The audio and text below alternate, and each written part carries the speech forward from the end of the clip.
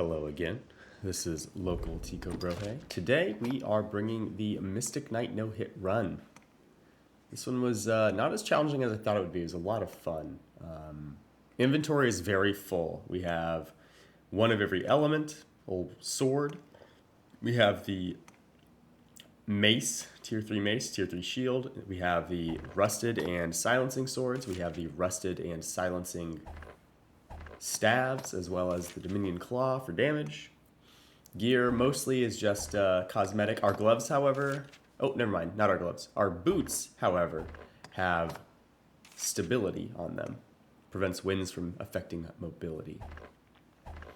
Everything else is more or less just a match. I wanted to use that helmet, the Cyclops Veiled, or Malorian Cyclops Vigil, I believe is what it's called.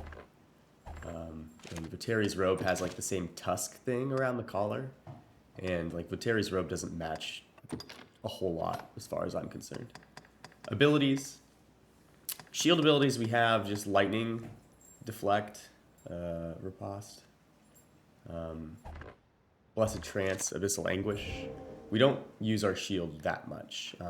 As far as I'm concerned, for a no-hit, if I get a perfect block off with the shield, that counts as being perfect. We don't count it as a hit. However, if I get an imperfect block off with the shield, I count it as a hit. And so you will not see me use the shield very much. We have the Lightning Riposte on there simply because there just wasn't a better thing to use, in my opinion. But I don't even think we buff it at all during the run. Augments, we mostly just have magic augments. We do have Clout, we do have Acuity, we have Autonomy, we have Sinew, so we can carry all that stuff in our inventory. We have Articulacy to get the faster cast times. I don't remember what the last one was. It was probably their emphasis, would be my guess.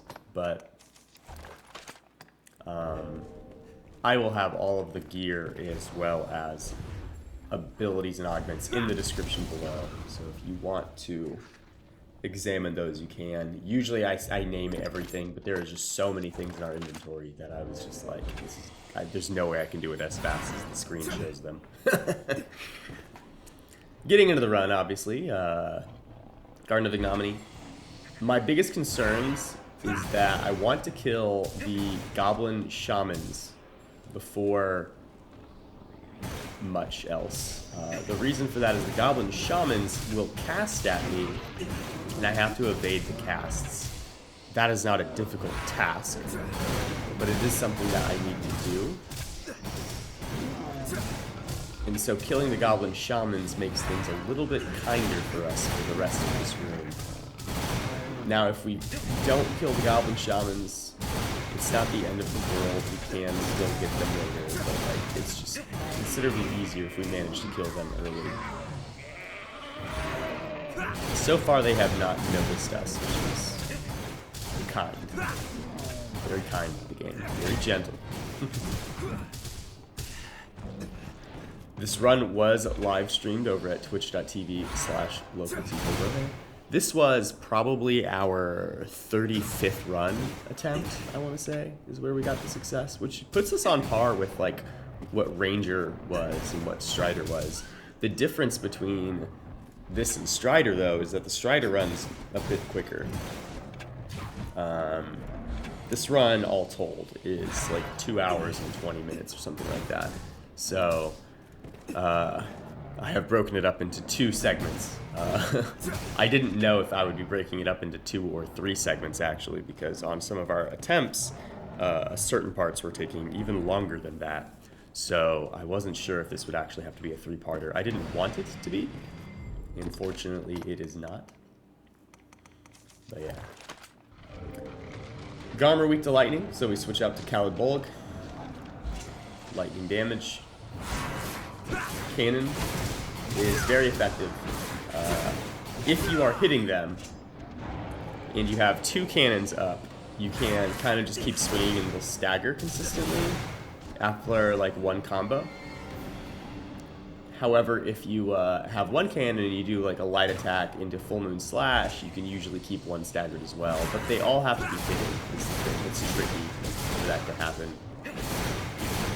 If you stand in the corner I am standing now, more often than not, it's not guaranteed, but more often than, yeah, see that was a stagger, so we can get another combo off, and that one melts so quickly.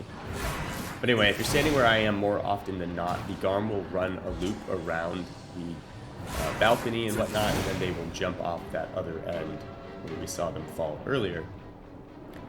Usually, like I said. It does not always happen. Sometimes they will stop and go into the room that we were in before we came out here on the balcony, where the goblins were before.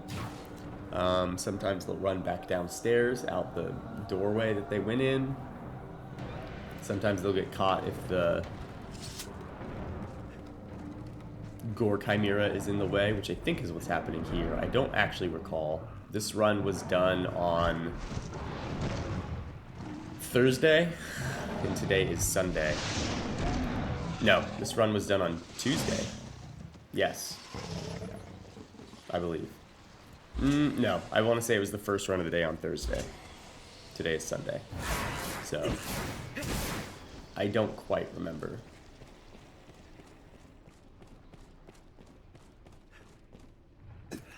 There it is. Oh no, that's the Gore Chimera. I don't remember where the guard runs off to. If you ever are fighting the Gore Chimera and you notice that it's disappeared for some reason, if it runs into the room that we were with the leap worms over here on the left, if it runs into that room, it can accidentally jump over the balcony and end up in like the water below. If it does that, it will take fall damage. I guess it died somehow, because that's a death. It's a puddle of gore. So I suppose the other one died. I don't know how. That's okay. Here we're gonna Holy Affinity, or Blessed Trance rather. Blessed Trance is a really cool ability because it lets you buff your entire party, not just yourself. Unlike Holy Affinity, the drawback is it lasts considerably less time than Holy Affinity does. I want to say Blessed Trance is only like 45 seconds or something like that. It's very, very fast. I should be putting the mace on here. I don't know why. There we go. The reason for that is we still have the 3 goblin shamans that are in the chamber off to our left. And we have to kill them. And they are not quite immune to magic, but they are extremely resistant. We do not have a high enough magic stat to get past them. Their resistances. But they die exceptionally quickly to the mace. The mace has like, I don't know, it's like 3,400 strength all told. Because I have Clout and Autonomy.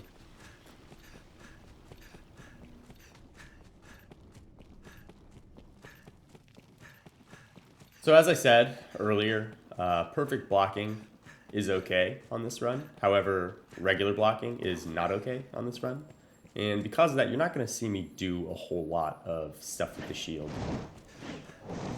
Thunder Wyvern configuration, so we have 2 gargoyles. We're going to run into this room. 1 gargoyle will chase us. If we are clever enough, we can Full Moon Slash to death right there. We do.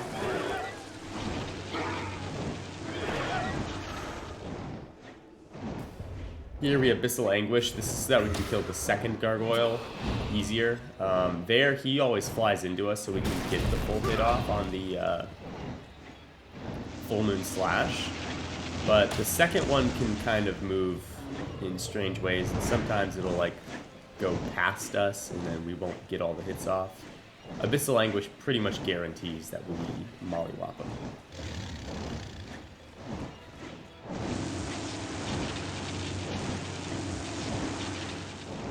Unfortunately for this configuration, the dragon's kind of annoying. We don't have a great setup for dealing damage to that particular dragon.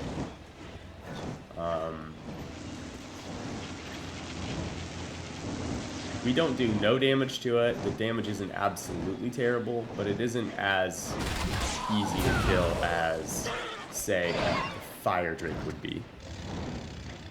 Thunder Wyvern, we kind of have to deal physical damage with the cannon.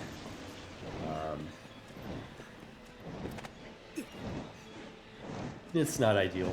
If we had the other configuration, where we have the Hellhounds and the Fire Drake, what we do is we kill the Hellhounds first, and then we move over to where we're going right now. And we take out the Almace for ice damage, and we just make cannons and continuously hit it. Because the Fire Dragon's so weak to ice, we can really churn through a lot of its health bar. It still takes a little bit of time. And there we did pretty good damage, but you'll see, like, it's not super consistent the amount of damage we deal. Like when it flies in the air, we do almost no damage because we're hitting like his tail. When he falls onto the ground, like we'll sometimes deal good damage, other times we won't. Here what you'll see is I'll keep making a second cannon. I want to have 2 cannons out at all times. It's good damage, and it's better stamina consumption than making 1 cannon and using Full Moon Slash. Full Moon Slash is stamina intensive. I used Full Moon Slash at the very beginning because I wanted to ensure that I knocked the dragon down so that it didn't breathe at me. But once I knocked the dragon down the first time, I basically tried to maintain 2 cannons. Like here, we've gotten through almost 3 full health bars.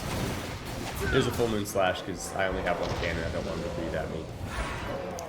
And, you know, we're really close to full health, or full stamina, I mean. There I waited because I knew he was going to roar. I wanted to Full Moon Slash the roar. Just in case it hits us. It generally doesn't. From there, but like, we've had some circumstances where we'd actually get hit, and I'd be very upset.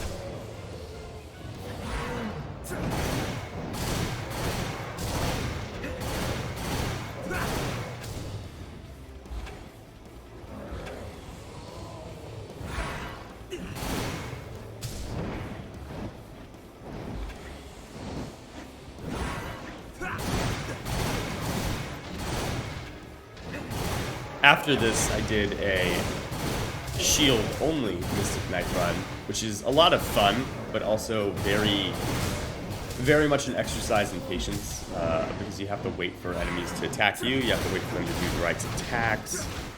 But this dragon, as much as I just complained about this dragon now, because we don't do the best damage, we do okay damage though, shield only was even worse because we can't do anything about knocking it down after the first time. The first time we can climb onto its back and hit the heart 1 time. But once we hit the heart and it falls down the first time for breaking the heart, we have no recourse for knocking it down except for getting a perfect block off on its initial leap into the air. If we get that off, generally we knock it down immediately. And that was basically where all of our damage came from. It was an extremely slow process. So I'm not going to complain too much about this one. But yeah, I will be making a video about that one. That entire run though, killing absolutely everything except for a few ghosts that we just did not get collateral damage hits off because we can't hit them any other way. But aside from a couple ghosts that managed to escape, we killed everything, and it took about 4 hours to do. So I'm gonna make a video for that one, but I'll probably kind of make it a highlights video and kind of showcase all of the boss fights, but probably also the like a couple rooms that I thought were either really interesting or a couple moments that I thought were interesting. We'll cull the rest. Here, because the dragon is on the ground, this dragon can cast. You don't often see this one cast. You see the ones in the city cast often, though. But because this one can cast, I used the golden rapier plus cannon in order to silence it, because I don't want it to cast, because I want to stay on this spot. The reason we stay on this platform is regardless of whether we have this dragon or the fire drake, if the dragon is on the ground and breathes at us, its breath won't hit us because we're slightly elevated. Now if it's in the air and it breathes down at us, it'll hit, but yeah, different. There you saw I ran at it to get the final hits in on the heart. It's just better. The Ward of Regret. This can have two configurations.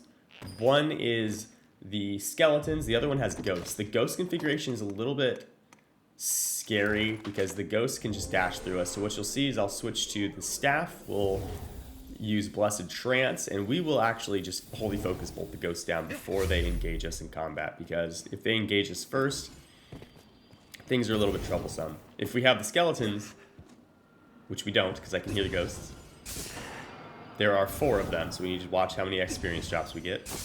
That's 2. I believe those are the 2 phantoms, so we have 2 more, and they're both going to be wraiths. 1, 2. Okay, perfect. That's all 4. If we had the skeletons, we would have switched to the sword, the Cursed Light Holy Sword.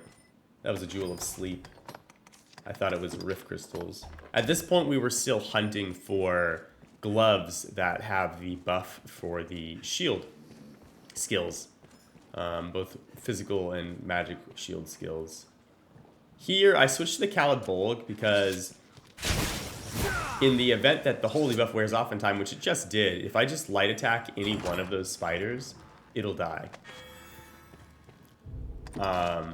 Or it'll chain lightning to all of the others, is what will happen.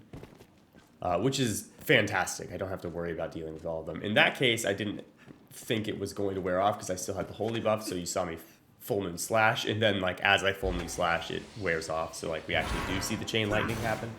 We'll take advantage of the chain lightning's AoE effect a couple times. Only a couple though, and it's always on critters. Here, if you hug that left wall and climb up here immediately, you can get this combo off.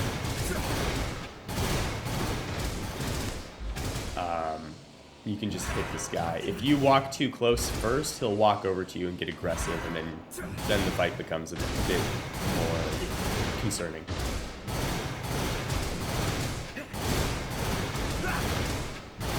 He will still block a handful of them. As he has his armor sundered and broken, he kind of steps back and staggers backwards. That's going to allow him to create enough distance that when your cannonballs are flying towards him, he will step further away, and it'll make the trajectory closer to the center of his shield. That was 2 Banshee. Physical damage is going to be the best to deal with them. We're going to have a poisoned undead that spawns once we get too close. There it is. For this guy, we need to stay all the way in this corner in order to hit it with cannon. Just because he's a little bit to the left. Obviously, we could have just made a cannon in the room with him, like near the door, and that would have worked out fine, but you know, it's whatever. Here we switch to the Golden Claw. Golden Claw is our silencing weapon. The reason we're switching to the Golden Claw is because there's a potential that we have a frost worm in this room, and if we do, we want to silence it immediately. The easiest and fastest way for us to silence dragons, or really anything, is a focus bolt, a holy focus bolt with the golden weapon, Golden Claw. In this case, we didn't have it. We know we have the Prisoner Gore Cyclops, so I'm just going to switch to the Rusted. I want one of two, well, I want 2 things to happen here. I want to try and sunder his helmet off by making the angle so that it hits the helmet and knocks it off. But 2, torporing it is going to give me a slight advantage as well. We get a number of hits off before we can get him into a battle stance, which means we lose our... what is the name of that buff? We'll lose the... preemption bonus damage once he's in a combat stance. And now we'll switch to the Almace, because these guys are weak to ice damage. As with every no-hit run when we're fighting this guy, we are going to stay all the way to the back wall. Being on the back wall means he will not be able to reach us with any of his attacks. As long as we don't step too far forward. If we step to even just as far forward as like the other side of the cannon, when he uses his cudgel, if he does the forward reaching slam, it won't hit us, but it'll stagger us. And I count that as a hit. So like we won't be actually struck. Right now he doesn't have the cudgel, so he couldn't do that if he wanted to, although he just picked it up. Question mark? No, he's about to pick it up. Oh no, he hasn't. Because we're in the back wall, he'll do 2 attacks. One is this walking, normally he walks forward while swinging that, but he's against the wall, so well, the other move is the one he just did, where he leaps forward to try and close distance. Because we're just slightly too far, he will never attempt that reaching slam. But again, if we step forward even just a couple of feet, he will do that reaching slam, which still won't strike us, but again, it'll stagger us, and I count that. After this guy's dead, the other enemies in the room are actually corrupted pawns. Corrupted pawns are a little bit scary because they can just hit us with arrows, magic, things like that. So what you'll see is I'll switch to the Dominion Claw, and we'll actually do a Holy Focus Bolt to kill them. It hits them quickly. It deals a lot of damage, even if it doesn't kill them, which it usually will kill them outright, but if it doesn't kill them outright, like it still deals considerable damage, so we are happy with the outcome.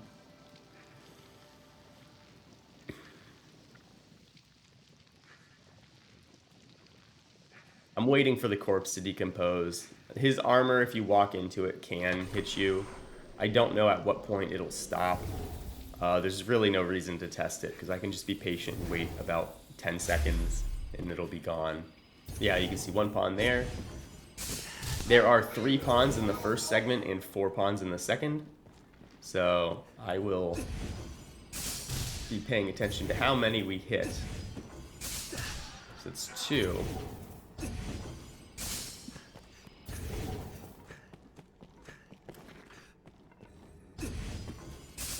3. Okay, so I know we've gotten all of them in the first segment.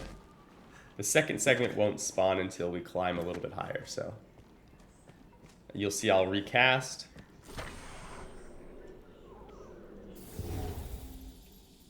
Then we'll be hitting 4.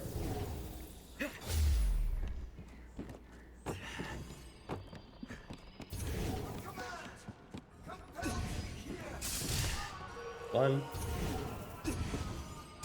2, 3, 4. That was a pretty clean one. Sometimes there's a magic archer pawn that will get feisty. We just heard death spawn in. This is a totally fine arena for death. Not scary. Physical damage is king against damage. Or sorry, against death. I could hit him with the mace itself, but it affords me less time to hit him because I have to run out and run back in than just setting up a cannon and being able to hit him from range.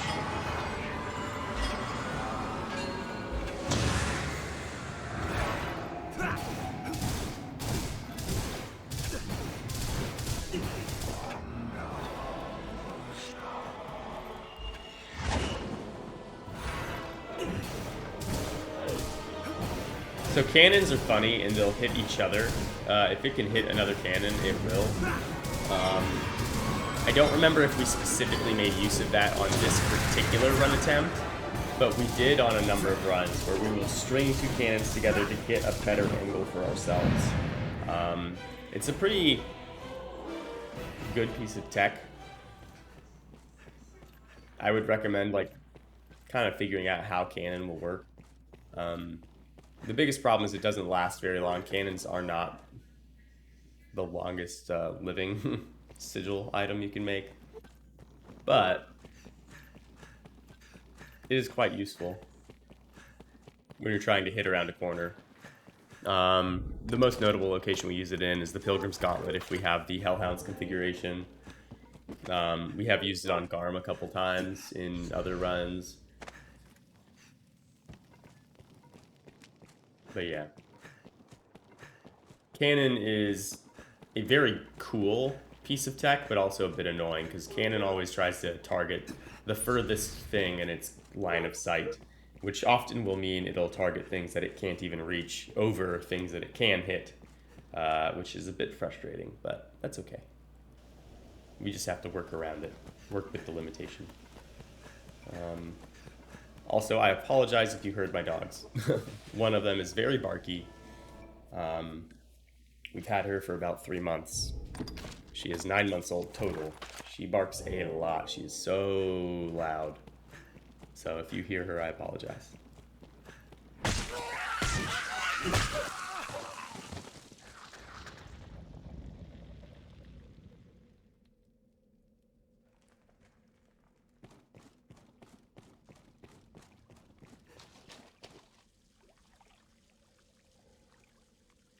I don't hear wings flapping yet. So that tells me we probably have the Sirens configuration with the Gore Cyclops.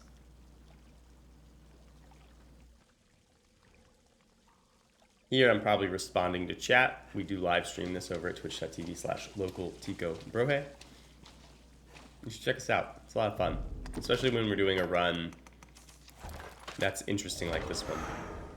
Here I'm going to put Abyssal Anguish on. We're using the Almace with Abyssal Anguish.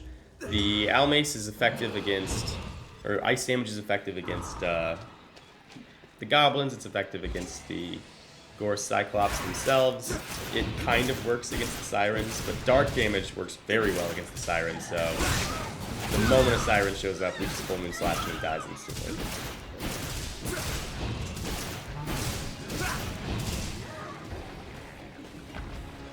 Why we do a combination of the two.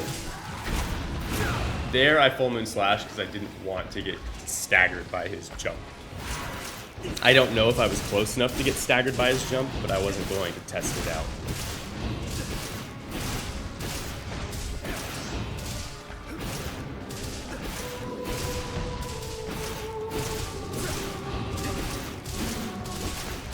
As I said at the beginning of this video, this run was actually not as bad as I thought it would be.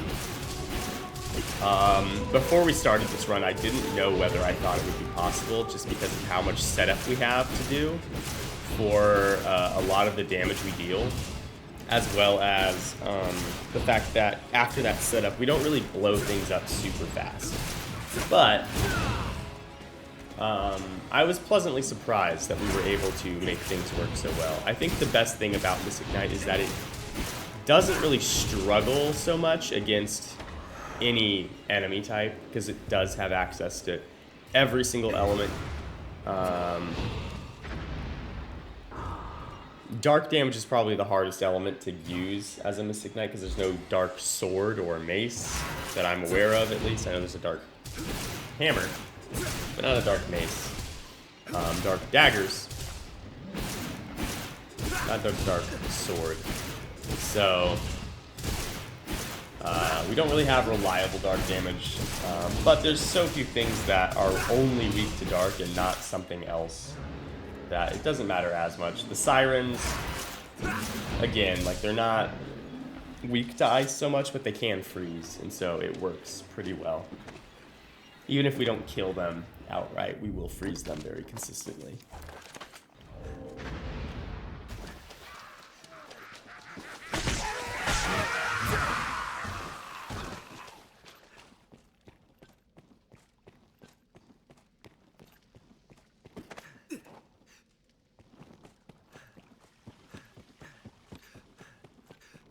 So we're going this way for two reasons. One, there's a goblin here, but two, we didn't kill all of the Sirens. There are 3 Sirens in this room. I only remember us killing 1. So when that happens, they usually go to the other entrance to the, like, to the other exit, I guess, to this room. And so what we'll do is we'll climb up here and we'll set up a cannon with the Almace once again, so that we can see if we can hit them. I think there will be 2, but I don't quite remember, because like I said, I think...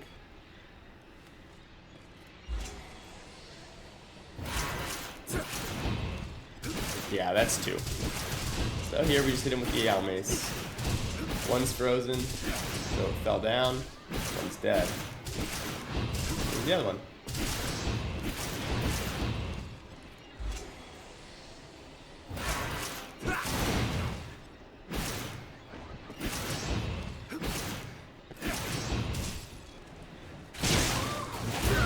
That's why we put on Abyssal Anguish. Now all of the Sirens are dead. Because we can kill them so fast with Abyssal Anguish, we could always save them for the very end when we're leaving. However, if that is what happens, it's very likely I forget completely about them. I don't know why I'm going out this way. Oh, you know what? I'm probably checking to see if there's a greater goblin out there that I missed. Doesn't look like it. I don't want to go out that way because it'll spawn the Garm, and that is not the worst place to fight the Garm, especially if you're planning on using the shield. But because I don't really want to use the shield, it becomes a little bit tedious. Here, we'll just wail on these guys with our mace.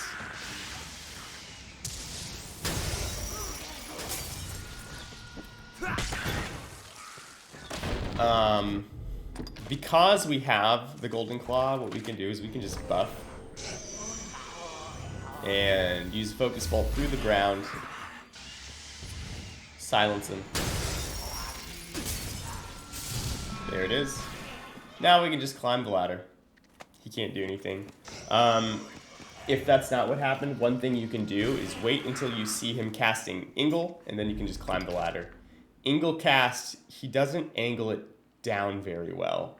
Also, this one's in a position where even if he did, he couldn't hit us. He hit thin. But if he's over by the other side, Angle cast angles almost straight out for those guys. So if you see he's casting Angle, you'll have plenty of time to climb the ladder. Here I'm waiting for my holy buff to go away. I want the holy buff to go away so that I can use the Caladbolg lightning damage, because there is a high likelihood that Garm are on the other side of this door.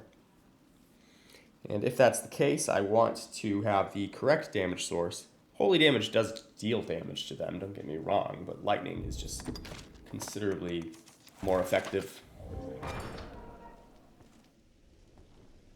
And there we go.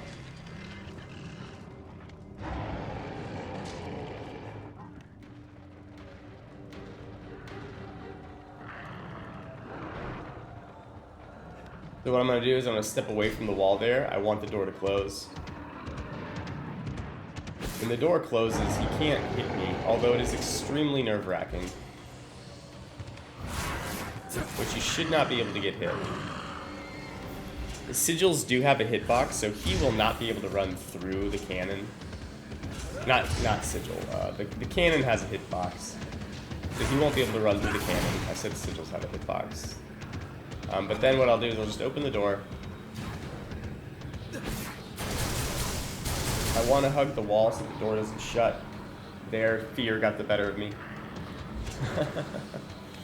This is a little bit tense. At the very least, it's tense until like the first two Garm are dead. But yeah, we just set up our trap, basically.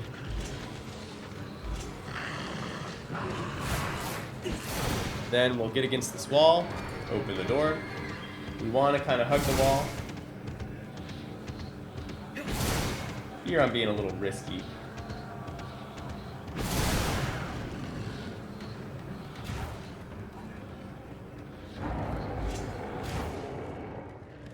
Walk away from the wall so the door closes.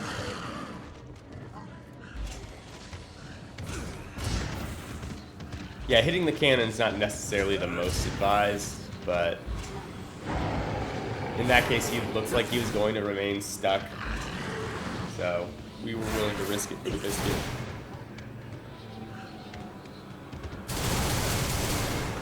And that's what we're looking for.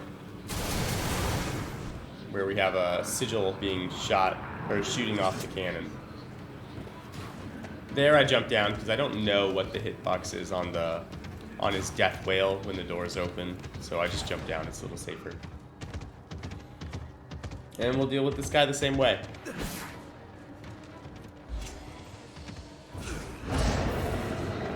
I dropped the sigils first. The reason for that is the sigils last longer in duration than the cannons do.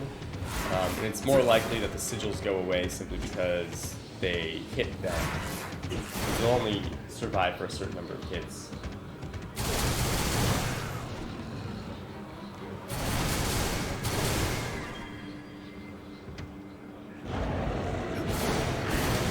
That was very close. Here we back away so that the door closes. The door won't close so much if they are in the doorway.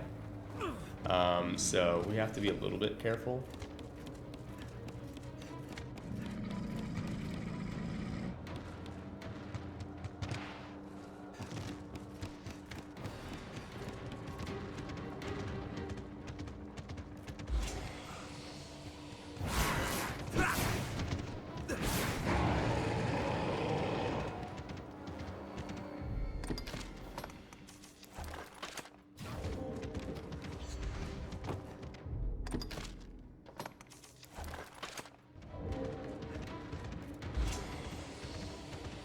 Gotten quite fortunate in that this one kind of ended up down here and under this, behind that ladder as well, so you kind of get a freebie here. We take those. We especially take those on the no-hit. Not that these guys are overly scary. I think they're appropriately dangerous for a no-hit run, but very manageable. You just have to play it slow and cautious. You know, be patient, set your traps, open the door, leave. Sometimes the third one will get, he'll like go over to where the golem is resting, and you can like climb onto one of the little rocks off onto the side of the room and set up a pair of cannons, and then you can just wail on it and you'll stagger it until it dies. In this case, all three of them aggroed at us directly, so that's a bit different, but we're okay with that. And here, we've killed all three Garms. Now we can go back and kill the Golem.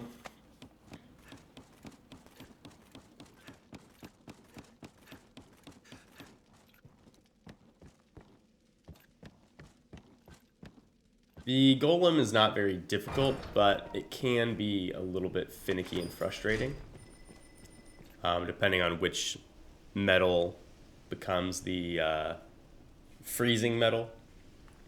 If the first metal we hit is the one that stuns it, we're going to be a little bit sad because we can't hit the foot very effectively, and dealing with it after that point is very frustrating, I suppose I will say. So long as it's not the first one, we're happy. It generally isn't. And we're good.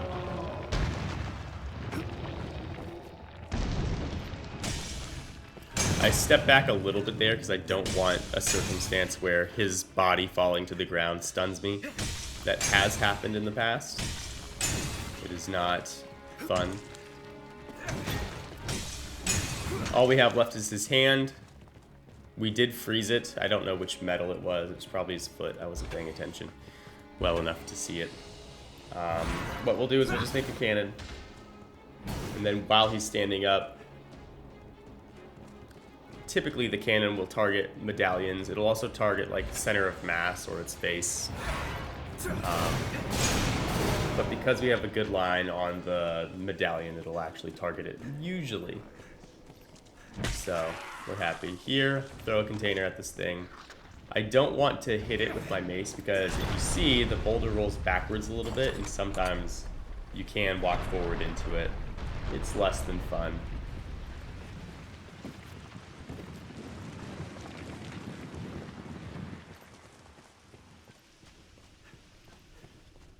And we've exterminated this room. The Gutter of Misery. Gutter of Misery, two configurations, either Saurian or Undead. We have the Saurian, because an Undead would have spawned right in front of us if that was the case.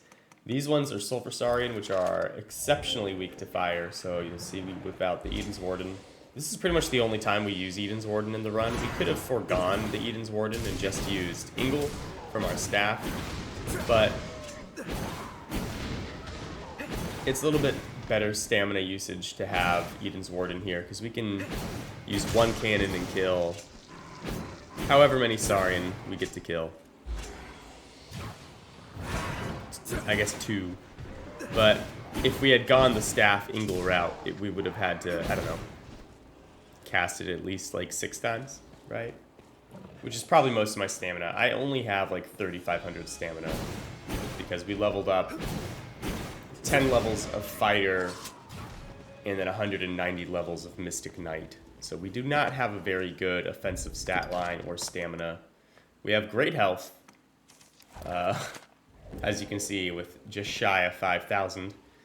We have great health, but we don't really have an impressive amount of stamina. So we go through it fairly quickly if we're using stamina-intensive abilities, which is why you see I won't most of the time.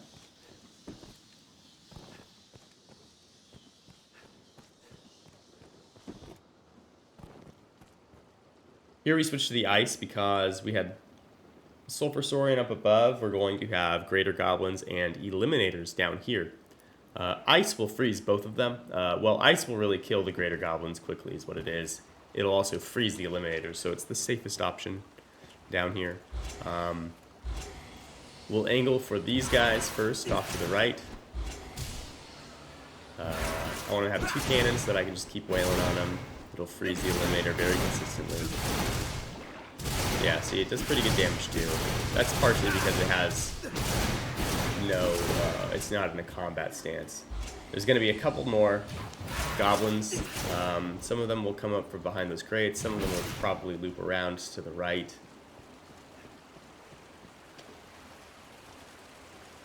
I'm a little bit surprised at where they are right now, which means they're probably looping around to the right. So what we'll do is we'll set up our cannons, but we'll set up our cannons so that we can aim to the right as well as at this Eliminator. In the event one comes, we can always just hit the same cannon.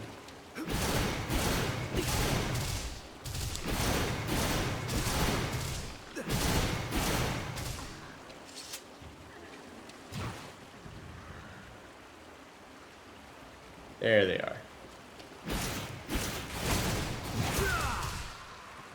There we used Full Moon Slash, not because we needed to make sure we had the quick kill because we were afraid of the goblins. We used it because I wanted to send enough cannonballs down range because I knew the cannon was going to disappear quickly. I didn't want to make another cannon. I'd rather just make a Full Moon Slash and move on, especially since we were pretty much tapped on stamina.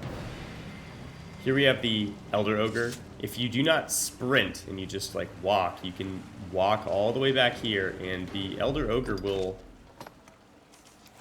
kind of lose interest in you, I guess is what I would say. And it'll start snacking. See? There we go. It'll turn around, it'll start making a snack out of whatever carcass is on the ground. And once that happens, we can set up our damage. If you have this happen, if you set up 2 cannons, you can generally deal enough damage to stagger it and put it into the second phase and then kill it before your cannons are gone. Generally. Depends on how quick you are. There, I kind of staggered making the second cannon, but I think it matters not. Yeah, see?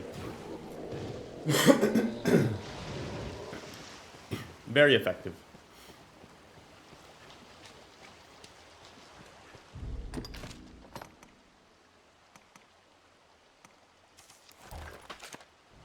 You'll see I'll get lost in my inventory a lot. All the staves look the same. The mace almost looks like a staff because it's the same kind of haft. Gazer fight. Pretty easy. We use Abyssal Anguish here because it's going to help us kill some of the tentacles quickly. We're going to use Blessed Trance because it's going to help us kill the tentacles quickly. What we're going to do is we're going to kind of stay by the entrance, set up a cannon, set up 2 cannons. Try, I say try, and use cannons to kill the tentacles as they spawn. If we have to, we can retreat further down the hallway. Occasionally we'll have to turn around and hit other things.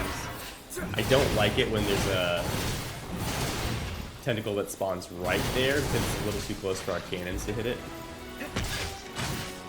And that's why we have Abyssal Anguish, so that we can kind of wail on those in melee very quickly.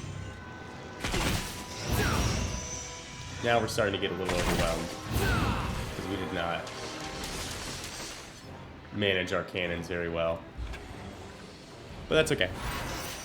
We're not so overwhelmed we can't overcome. We're going to make another cannon. I want to have 2 cannons out. I also generally want to stagger them. That way I always have at least one. I didn't do that at the beginning because I didn't really have time.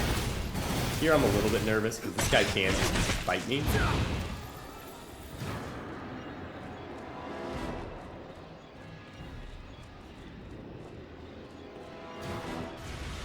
Alright, and we have the big tentacle. So ideally we can get this to hit its eye. I don't know that that's what we do though, because we kind of don't know how many times he's going to do the big tentacle. It can be anywhere between like 2 and 5 from my experience. I don't know exactly what the limitation is, but I wasn't going to gamble that I was going to be successful. Here he's going to charge us. After he charges us, he should use a cannon. Or not a cannon, his glare, his gaze, or whatever. He didn't, which is interesting. We need to shield the rest of his tentacles off to put him into the next phase. Gaze. So we just put a cannon around the side so that we can hit that.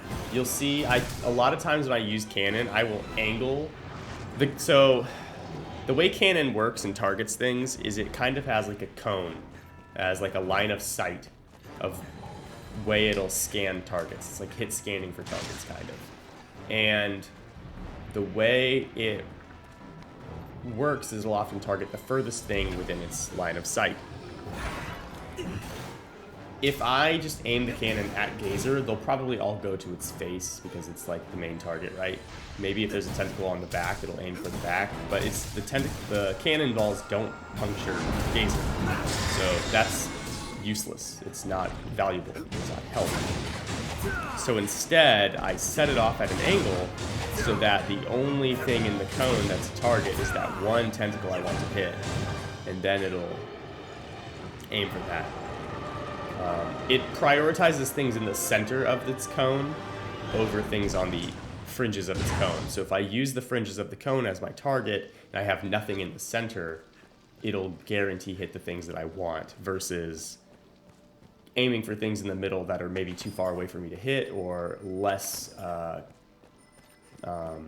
critical for me to strike. For example, if I set it up center on Gazer, like I said, it would probably hit Gazer in the face, not Gazer in the tentacles that I need to shear.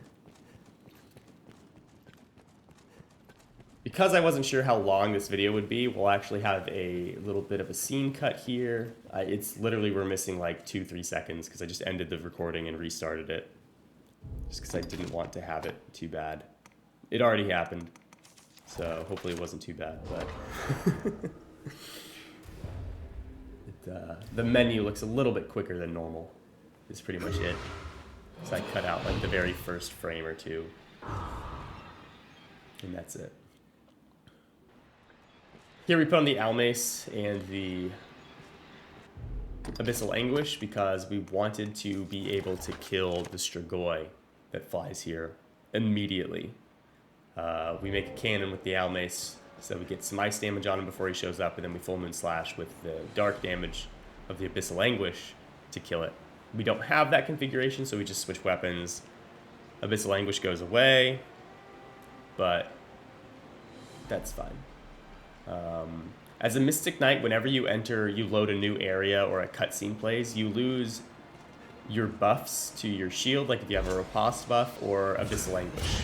You will not lose enchantments, so like if we use Holy Pact or something like that. Here I'm setting a cannon and 2 sigils because we already have 6 wards. I'm just going to step forward until the wards spawn, run through my cannons. Then we're just going to look and see if we got all 6. There we go. Now that all 6 are dead, we'll focus our attentions on the Poisoned Undead, which our cannons, or sorry, not our cannon, our sigils, plural, and our cannon will all effectively help us for. Very easy.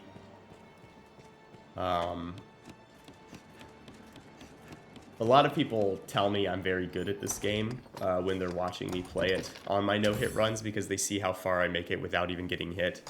And I will be the first to say I'm not exceptionally great at this game. I'm just knowledgeable. So anybody trying to get into one of these runs, you just need to learn what every room has and devise a strategy for overcoming it. Like, that was not tricky gameplay that I just accomplished. I put down 2 sigils and a cannon before I was even in combat with anything, walked forward, walked behind, everything died. Like, I barely fought anything. So, just know that if you learn all of these rooms, yes, there are some areas that do require execution and skill, but for the most part, it's not that troublesome. Here we have the configuration of Saurian, or Pyre Saurian with Banshees. Ideally, this configuration's like less stressful at the beginning, but it's more annoying in the end because we'll have 2 golems to kill. And you'd think that a dragon with wraiths would be harder or perhaps more frustrating, but it kind of isn't for Mystic Knight because we can use cannon to kill all of them, or holy focus bolts to kill the wraiths if we wish to first, and then deal with the dragon with cannon. Whereas the double golems can kind of troll us a little bit. I don't think they ever hit us on any of our attempts, but they can make things complicated and annoying. Pyre Saurian are going to be our primary targets. Banshees are going to be secondary. Physical damage, that was just me showcasing that to chat that, like, even though, like, they say Banshees are weak to ice, physical damage is way better in our case. If you're using something like Gickle or Gissel or however you want to pronounce it, Sorcerer, Grand Ice Magic spell, like, yeah, you're going to absolutely mollywop them, but, like, just having ice damage isn't going to really blow them up. It's really the shattering part of the ice damage. There are going to be spiders here. The reason I am using Blessed Trance to deal with them instead of our Lightning Staff, as I said, or Lightning Sword rather, as we did before to scan them, is because the way they shoot makes it kind of tricky for me to go through and actually dodge them, because they're not all close enough to get caught in the same lightning.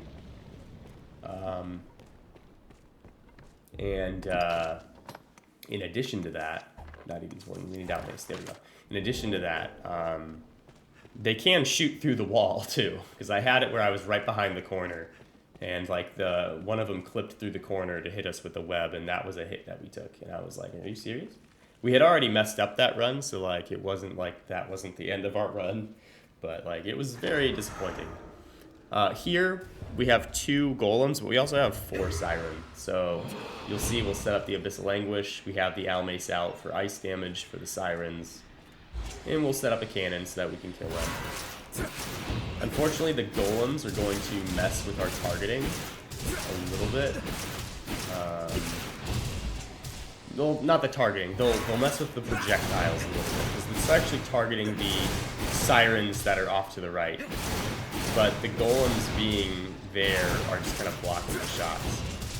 As I said before, the cannon likes to target things further away rather than closer. I don't really know why, but it does. If I really wanted to, I could have aimed a little bit further left and all of my cannonballs would have gone towards the first 2, but I wasn't too concerned about it, because we do have Abyssal Anguish active. If one does get close to us, it's going to take us like no time. Here I swing wide, I walk, I do not run.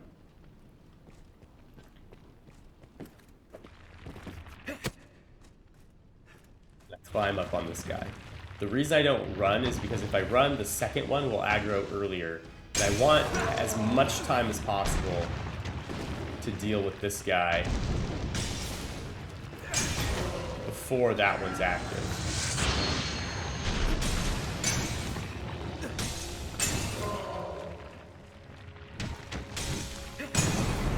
Okay, that one's frozen, which is not ideal. But that guy tried to do his grab, which is kind of nice, because it gives us plenty of time.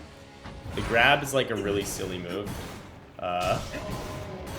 These guys have a lot of the same animations that Cyclops have.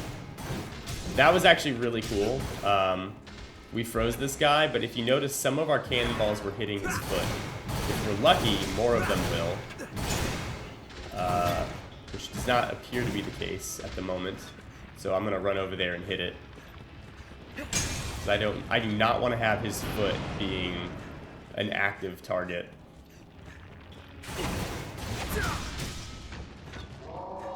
I don't want his foot to be an active target.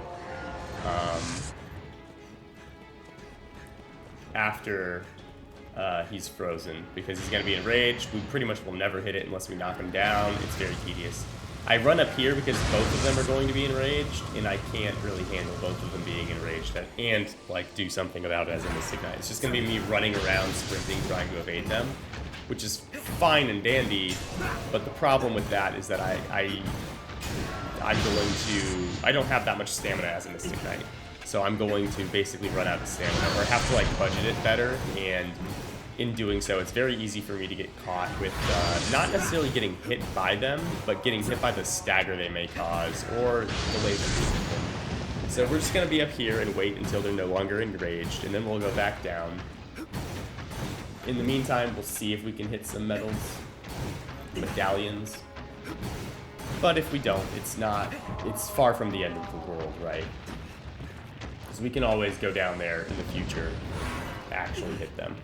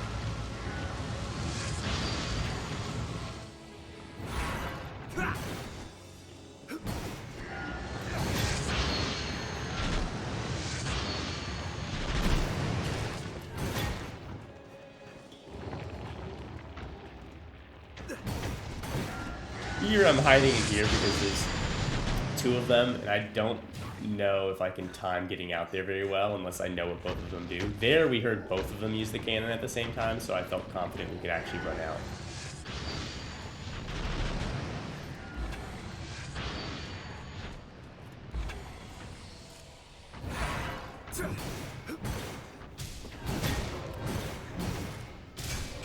Alright, one down. Now I can hear the web spitters behind me, the spiders behind me shooting. I don't know why this is not targeting his chest at all. So we'll have to deal with them. Alright, we hit his face. If you hit his face while they're doing the laser beam, it will, if you hit the face while it's doing the laser beam, it will, fall down like this,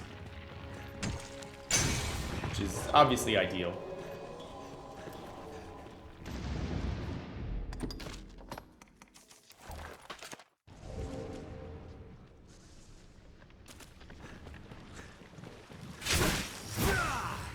There I used Full Moon Slash, not because I wanted to make sure I hit all of them, but because I didn't want to get hit if one of them tried to shoot me with a web. I was using that for the iframes. But Pilgrim's Gauntlet, complete. Not bad. Like I said, the golems are kind of a little bit annoying because the way they work makes it a little bit frustrating that there's two of them. But it's not too bad.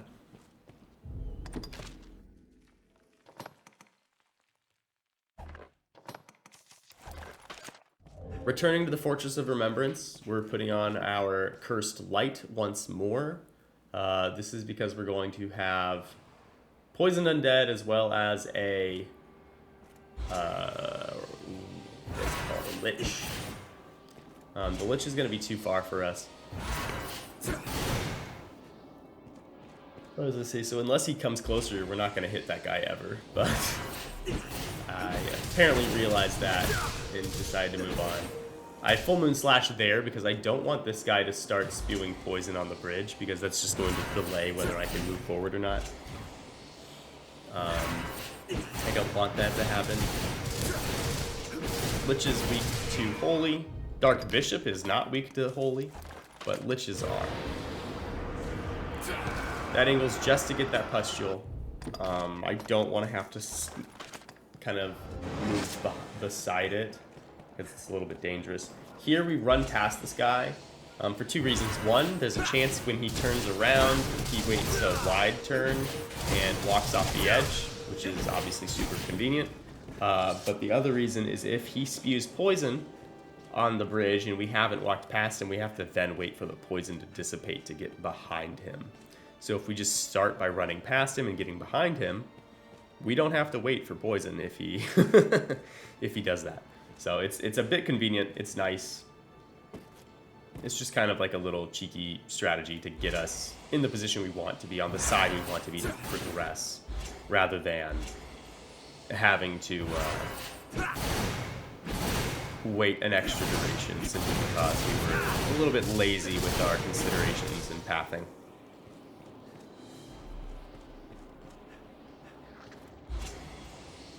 These guys will like spawn and despawn depending on where you're standing, so we were able to hit one without the other one being active, and then we couldn't hit the second one without moving forward just a little bit more. Now the room below us can have a Banshee in it, as well as two, what are they called? Giant undead, which are the skinny, tall undead guys. They often don't spawn immediately. There's one giant undead. I don't see the Banshee. The Banshee often spawns like after you've gone through this room. It's kind of annoying and tedious. But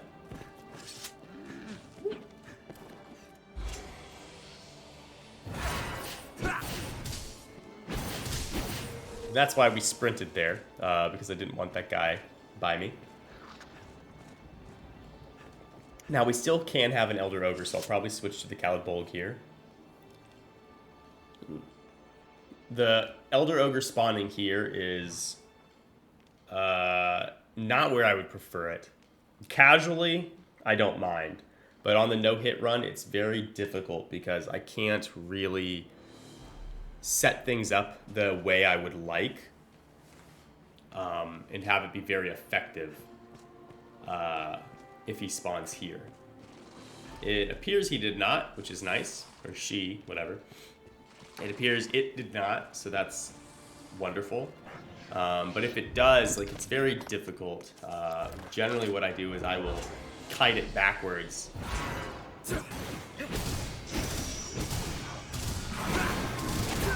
Here I took out the golden rapier to silence it. The reason for that is I actually don't have enough time. I know for a fact I don't have enough time to get him to kill or stagger him with one cannon if he casts Ingle. If he casts Ingle for the very first attack he does, Ingle will hit me before I can get the kill in or a stagger in. But I know I can silence him before he gets the cast off, which is what we did. That was actually a hit we took on a run at one point earlier in our attempts history. So that was a lesson we learned. An excellent quote. I don't remember who made it. Largely irrelevant, though. People like to attribute the quotes to people and have that be like a good credence as to why the quote is valuable, but the person who says it isn't really all that valuable, in my opinion, so long as the knowledge and wisdom is valuable in and of itself. You know, even a fool can say something profound. But anyway, a good quote from someone I don't remember the name of is, Experience is the name we give to past failures, and these no-hit runs are a very good example of that. Every little movement you see me do, every new strategy you see me do is because I failed something while trying to learn this run, and so now I know. For example, switching to that sword. Earlier we switched to the golden rapier to silence the Thunder Wyvern we had in the Duskmoon Tower. That was because we got hit by a cast there one time. We got hit by 11 that he cast on that platform because he casted a bunch of 11s on the platform and I didn't really have a place to go. Or rather, I thought I sidestepped all of them and there was like another one that I just couldn't see. So we got hit. Us using Holy Focus Bolt to deal with the ghosts in the Word of Regret was because before we tried to use the Cursed Light with a cannon, and just the amount of time it takes to set it up was too long, and we would often get hit. So it's just, you know, failure. Past failures are just experience. Great learning tools, learning from failure. Learn to fail up, everybody. That's my motivational speech today. Here we set up Focus Bolt specifically if we had this configuration so we can deal with the casters quickly.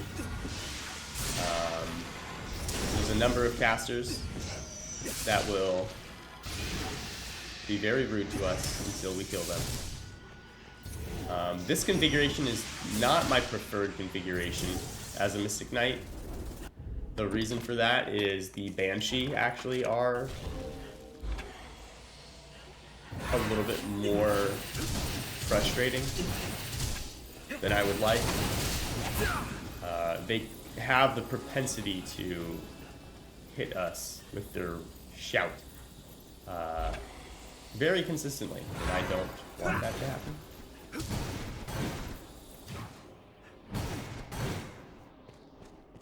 I wanted to hit the Banshee that fell below us on that second platform, but I just did not hit the hits.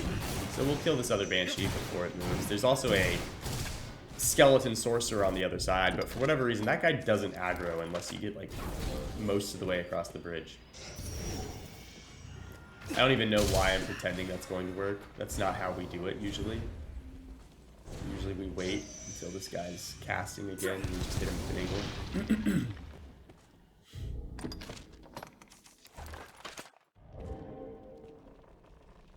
There's another guy caster down there usually, so I was just double checking to make sure I got him. There are 3 Banshee that are down low over here onto, you know, on the platform below us, all the way down there. I want to kill them as soon as possible. This room can have a Cursed Dragon spawn. And the Cursed Dragon spawn, if it shows up too early, is very frustrating. Yeah, see, that's an example of the cannon seeking out the other cannon to hit instead of targets. So, like, there were 2 targets that they could have hit from that angle, and it was choosing to hit neither of them for the cannon. So, that's why. 2 more Banshee will spawn on the next bridge below us. There's also a Banshee that fell all the way to the ground. If you grab a Banshee and throw it to the ground, it will die. But if it just falls, it'll somehow manage to survive. It takes a lot of damage still, but for whatever reason, us throwing it is more damage than it just falling. Because that one fell. But that's okay. Yeah, if I wanted to, I could have walked over to those, picked them up, and just walked over here and thrown them off the edge, and they would die to the impact of hitting the ground. But we can also cannon them, so we do that. Cursed Dragon can still spawn. Again, I'm not overly concerned yet. I don't want to be in the middle of the area when it spawns, so I'm a little bit nervous about walking out there. But I just, you know, play it safe. We are going to have Skeleton spawn. I'm going to use Blessed Trance. Nope, I guess not. I was gonna say we were going to use the mace because it has more strength, and then just holy buff it because they're weak to holy, but we didn't.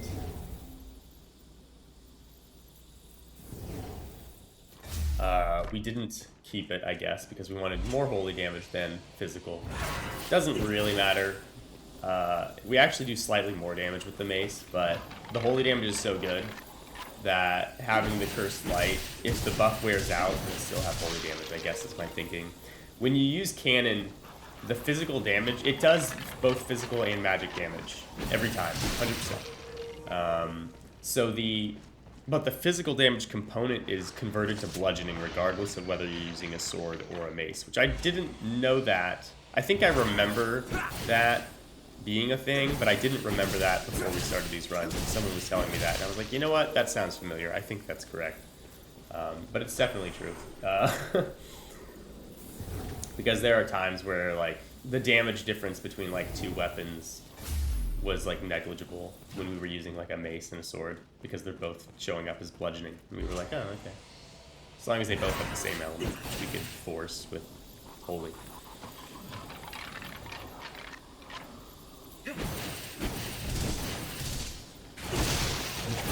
There, I'm a little bit patient. There, I use Full Moon Slash because I don't know where he's going to land, because I don't quite remember, and I don't want him to land on top of me and me get hit. You'll see me switch to the Dominion Claw here. The reason for that is when he flies into the air, the cannon's like really awkward about hitting him, is what it is. We also do really good damage if we knock him down and use Combustion. So if we get the opportunity to use Combustion, which we won't, or not yet at the very least, but if we get the opportunity to use Combustion, we need to buff again. But if we get the opportunity to use Combustion, it absolutely does great damage, like over a health bar per hit, and that's just a light Combustion when we knock him down. So we're very happy to use it. The other thing is Holy Focus Bolt will knock this guy down consistently every time. So we choose to use Holy Focus Bolt because it's just, this is a safety strat, right? We are doing a no-hit run. Safety first should be the motto in the workplace, but it should be the motto on a no-hit run. This is an OSHA-compliant no-hit run.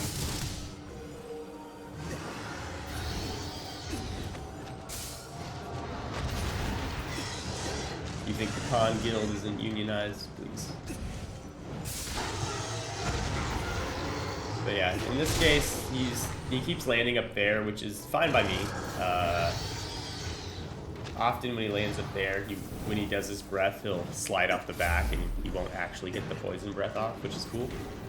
I'm about it.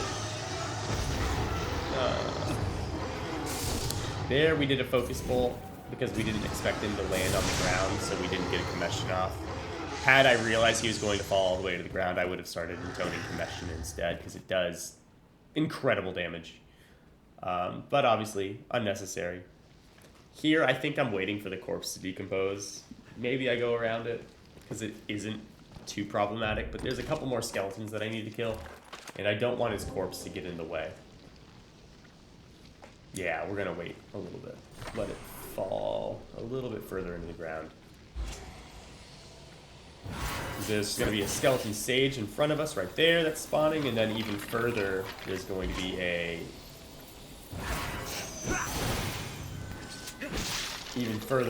be another giant skeleton warrior guy. Next I'll switch to the Almace. The reason for the switch to the Almace is because the next room can have Pyrosaurian at the very beginning. Usually the way I can tell is you can hear the difference. Pyrosaurian will kind of like make a grumbling sound, growling sound. But also, if we have the other configuration, if you were listening closely, you can hear the goblin that's in the room. There's one goblin at the far end. If you listen closely, you can hear it. But in the other configuration, if you listen closely, there's 3 goblins, and you hear like all of them like, and so you're like, yeah, don't ask me to do that sound effect again. But like you'll hear all 3 of them do the sound, and it's like, oh, okay, there's more than one goblin, so I know it's the other configuration. The other configuration is Vile Eyes. If we get that one, we just switch back to the Virge of Madness and just beat it up in the face. Because everything dies, or the Vile Eyes die in 1 hit to our mace. 2 hits to the Almace, so it's not terrible, but 1 hit to with the mace, and then the Goblin Shamans can either take 1 or 2 hits, depending. I'm not really sure what the reasoning is between the two, but 1 or 2 depending. Here we're just going to buff once. We're not going to do like the full Blessed Trance buff. We're just going to do the, what is it, Blessed Pact, or whatever it's called.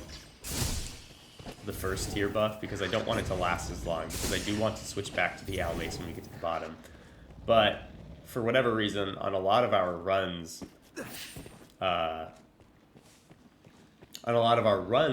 for this, we had the rats get extremely aggressive and like jumping at us before we were even making it all the way down the stairs. So we decided to play it a little bit more cautious and just avoid the risk entirely by using the staff. But we'll switch the Almace here. We'll probably set a couple sigils. Down here we're going to have, I think it's like 3 or 4. I think it's 3 actually. Pyrosaurian, and then there's going to be an Eliminator. The Eliminator is scary, but the Pyrosaurian aren't that shabby themselves. Just because they still can like rush us. They're very quick to move forward, right? Like that one. So that's why we made the sigils. So that if they do move forward, we're generally safe. There I told them to slash one of the iframes just in case the Pyrosaurian got cheeky. There should be one more. Yep. And ice damage works quite well, as you see, so we just do that. I want to say we can still have an Elder Ogre in this configuration. It's either an Elder Ogre or Death. I can never remember which one's which, frankly. I don't remember whether we had it happen on this run. For whatever reason, I feel like it did, but I don't actually know. I want to say it was Death. Or maybe it was an Elder Ogre, actually. I don't know, obviously. Very clearly, I don't know. But it can happen around the next corner. At the end of the hall. We'll see. Elder Ogre.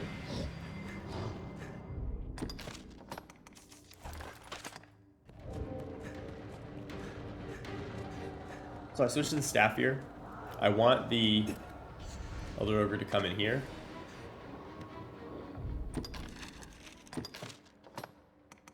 So I can just beat it up.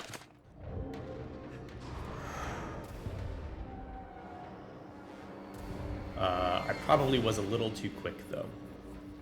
So Elder Ogre is extremely susceptible to Sopor, which, for those of you who do not know, that is a Mystic Knight exclusive staff spell that is a sleep spell. It puts things to sleep. But like 2 ticks of Sopor will put... It's like 2 or 3 ticks of Sopor will put the Elder Ogre to sleep. It's very fast. In fact, if you're using the Rusted Staff, you're trying to Torpor it at the same time as Soporing it. You actually have to like hold the spell for extra long because Torpor takes like 3 times as long to apply as the Sopor does. So perfect.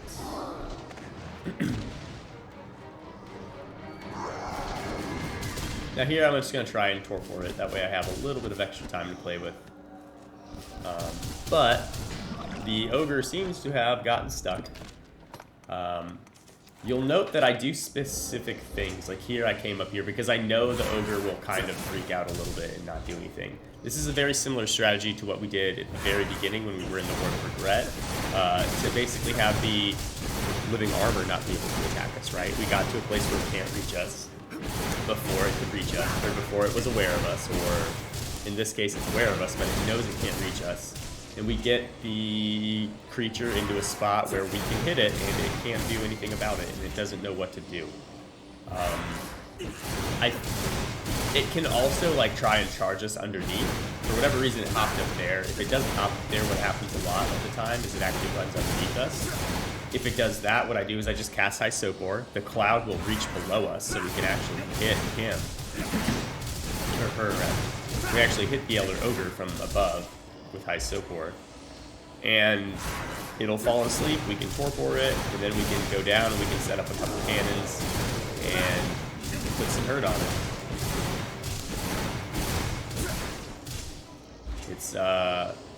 a pretty tried and true strategy.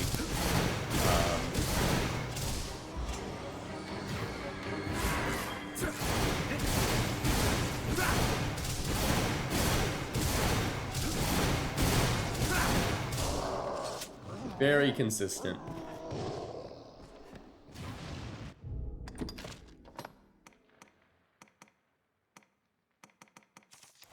Here you see I switched to Dominion Claw. That's because the final room here, before the Dark Bishop fight, that is the, it's going to have like 4 or 5 Wraiths in it, as well as 3 Giant Geosaurian.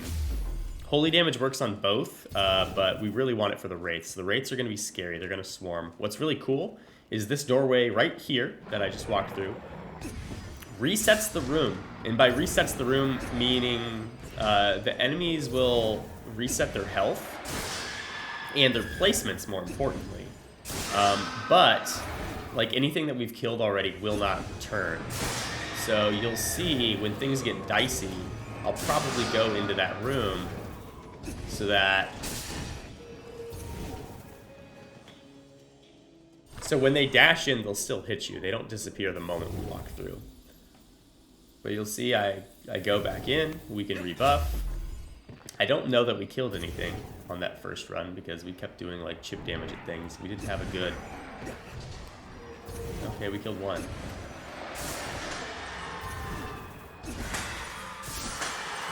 There we go.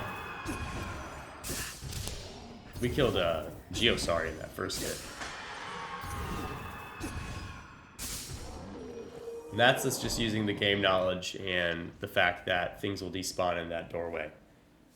Or respawn, rather, when we hit that doorway. To our advantage. It's very convenient. You can, if you have a Wraith on top of your head, you can also run through that doorway and it'll remove itself. Now, Dark Bishop. I don't know why we're looking at our inventory. I'm probably trying to figure out what I wanted to do. Usually what we do is we maintain our staff. What we'll do is we'll buff ourselves. We're going to use Holy Focus Bolt to one-shot or two-shot, depends on how lucky we get with the hit. But we can 1 or 2-shot the Cursed Dragon.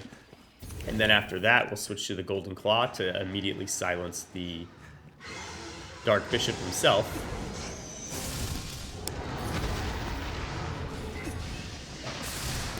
Alright, he's down. Golden Claw.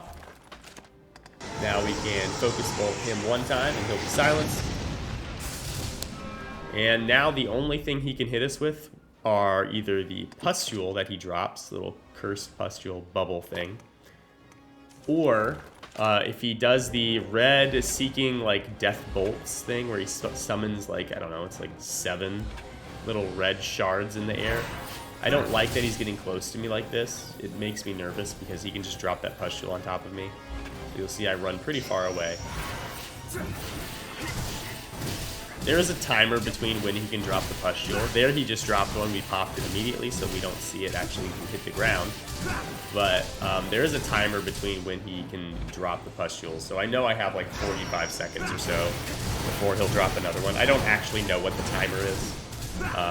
But I know that I'm pretty safe. So if he floated really close to me right after dropping a pustule, I don't get as nervous. But because he hadn't dropped one yet, I know he's going to drop one in a couple seconds. So I get back off. But yeah, once we silence him, we switch to the mace. Physical damage is really good. If we had dark damage that we could apply, that would be very good as well. We do have Abyssal Anguish. The problem with Abyssal Anguish is we have to hit him at melee range, which he is a flying guy.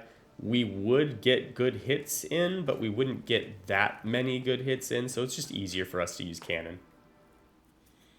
Here I'm going to switch to the Caladbolg again for the lightning damage. We're going to chain lightning all these spiders, that way we don't have to like work hard to kill all of them. Like, look at that, that's all of them in one hit. We swing around and hit Barrack there because sometimes the lightning won't chain through that little campsite thing. And so like the other two on the other side are alive.